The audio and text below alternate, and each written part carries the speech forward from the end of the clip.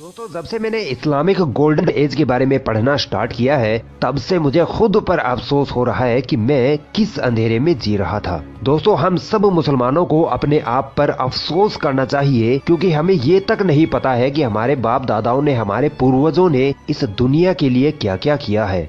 हमने तो सिर्फ आइंस्टाइन, न्यूटन, गैलीलियो ये सब नाम रट रखे हैं, पर जाबिर बिन हय्यान अल ख्वारिज़मी, अबू अल सीना, इन नामों से हम कभी परिचित नहीं हो पाए। हमें अपने ही इतिहास के बारे में नहीं मालूम है और शायद यही वजह है कि आज हम इल्म के मैदान में पिछड़ गए हैं। आज की इस वीडियो में मैं आपको 5 और मुस्लिम वैज्ञानिकों से अवगत कराऊंगा जिन्होंने साइंस के इतिहास में एवोल्यूशन बर्पा कर डाला। मोहम्मद इब्ने मूसा अल ख्वारिज़मी। इस महान मुस्लिम वैज्ञानिक के बारे में जितना बोला जाए, जितना लिखा जाए उतना कम है, क्योंकि यही वो वैज्ञानिक है जिसकी वजह से आज हम गणित के मुश्किल से मुश्किल सवाल को हल कर पाते हैं। आपने स्कूल में गणित के इस तरह के सवालों को तो जरूर पढ़ा होगा। इस तरह के सवालों के टॉपिक को अलजेब्रा कहा जाता है और इसकी खोज अल ख्वारिज़मी ने की थी। अल ख्वारिज़मी को फादर ऑफ अलजेब्रा कहा जाता है। गणित विषय पर इन्होंने एक किताब लिखी, किताब अल जबर वल मुकाबला। इस किताब का जब लैटिन, ग्रीक और अंग्रेजी भाषा में अनुवाद किया गया तब इस किताब के अल जबर शब्द को बदलकर अलजेब्रा कर दिया गया और इस तरह आज हम गणित के इस विषय को अलजेब्रा के नाम से जानते हैं, जो कि अल ख्वारिज़मी की देन है। 16वीं शताब्दी तक अरब और यूरोप की अधिकतर यूनिवर्सिटियों में गणित विषय पर यही किताब पढ़ाई जाती थी।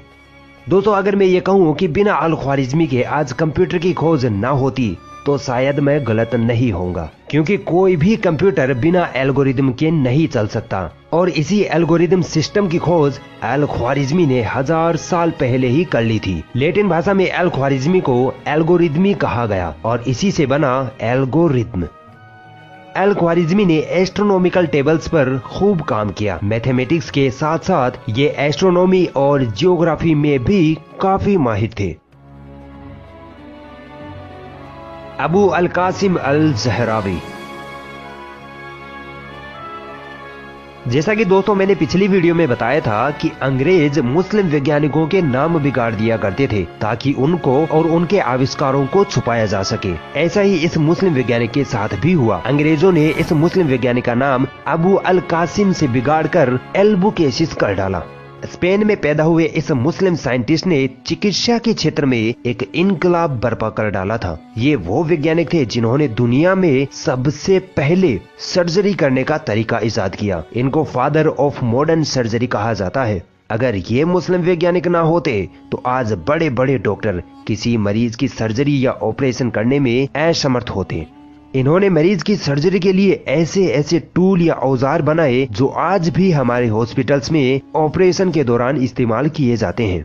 इन्होंने चिकित्सा के क्षेत्र में एक किताब लिखी, किताब अल तसरीफ। इस किताब में कई बीमारियों के इलाज तथा बड़े बड़े ऑपरेशन के तरीके बताए गए थे। इस किताब ने यूरोप में मेडिकल एवोल्यूशन ला दिया था। 16वीं शताब्दी तक यूरोप की हर यूनिवर्सिटी में यह किताब पढ़ाई जाती थी। ये पहले वैज्ञानिक थे जिन्होंने हीमोफीलिया की आनुवंशिकता का पता लगाया। ये पहले वैज्ञानिक थे जिन्होंने सर्जरी के जरिए पेट से बच्चा निकालने का तरीका इजाद किया। इसे एब्डोमिनल प्रेगनेंसी कहते हैं। इन्होंने ही टूटी हड्डियों को सही तरीके से जोड़ने का तरीका बताया। ये वो डॉक्टर थे जिन्होंने दांतों को सीधा करने का तरीका बताया, जिसके लिए इन्होंने सोने और चांदी के तारों का इस्तेमाल करना सिखाया। अल ज़हरावी एक physician, surgeon, dentist, chemist, philosopher आदि थे।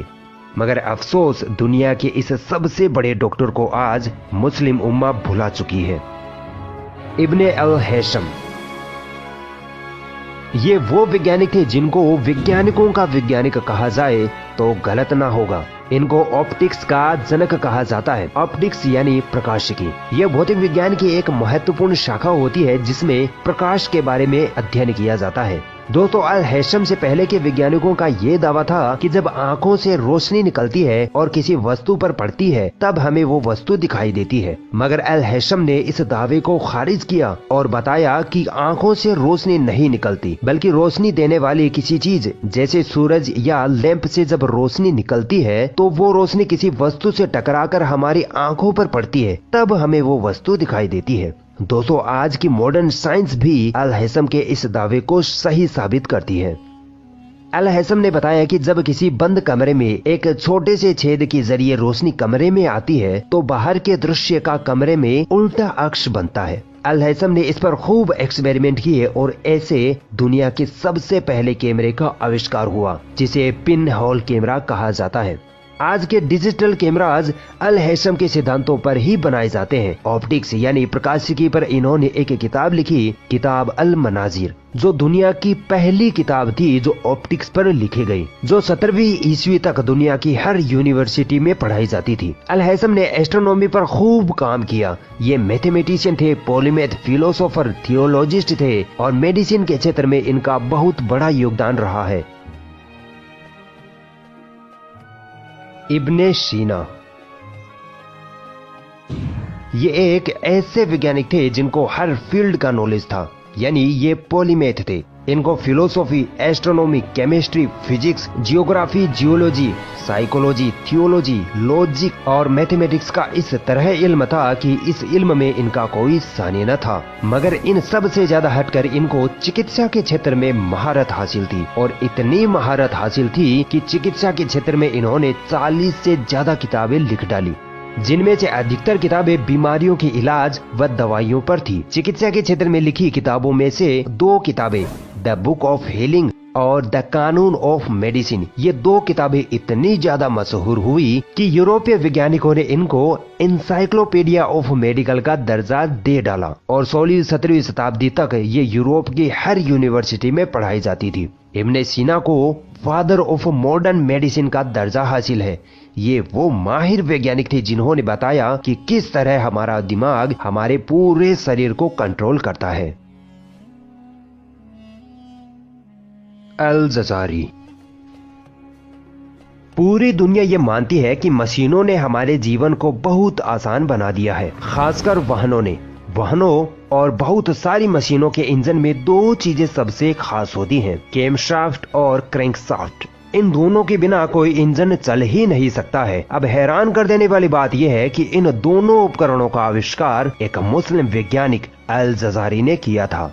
अल जजारी की वजह से ही आज हम गाड़ी, मोटर, हवाई जहाज आदि को देख पा रहे हैं और उनसे सफर कर पा रहे हैं। अल जजारी को फादर ऑफ रोबोटिक्स या ऑटोमेटा कहा जाता है, क्योंकि ये वो पहले वैज्ञानिक थे जिन्होंने ऑटोमेटिक मशीनों का आविष्कार किया था, जैसे घड़ियों का आविष्कार, जिनमें elephant clock, candle clock, water clock शामिल है। आज हम छत पर पानी पहुंचाने के लिए जिस वाटर पंप मशीन का इस्तेमाल करते हैं वो इन्हीं के आविष्कार का नतीजा है। इन्होंने एक फीमेल रोबोट भी बनाया था जो लोगों को पानी और चाय सर्व किया करता था। इन्होंने एक ऑटोमेटिक हैंड वॉशिंग मशीन भी बनाई जो आज मॉडर्न फ्लश टॉयलेट में यूज की जाती है। दोस्तों आप सोच भी नहीं सकते कि ये कितने बड़े वैज्ञानिक थे। इनको इस्लामिक गोल्डन एज का पहला इंजीनियर कहा जाता है। ये polymath, scholar, inventor, mechanical engineer, artist और मैथमेटिशियन थे। इन्होंने एक किताब लिखी जिसका नाम है the book of knowledge of Angénieux mechanical devices. इस किताब में अल जजारी ने 100 से ज्यादा मशीनों के आविष्कार के बारे में लिखा है। दोस्तों मैं आप सभी से रिक्वेस्ट करूंगा, खासकर मुसलमानों से, कि आप अभी इस वीडियो को देखने के बाद गूगल पर जाइए और लिखिए इस्लामिक गोल्डन एज, और इसे आप जितना पढ़ सकते हैं, इसके बारे में जितना जान सकते हैं उतना जानिए। कम से कम यार अपने इतिहास के बारे में तो पढ़िए। इंशाअल्लाह इससे आपको बहुत फायदा होगा और आपके इल्म में बहुत ज्यादा इजाफा होगा।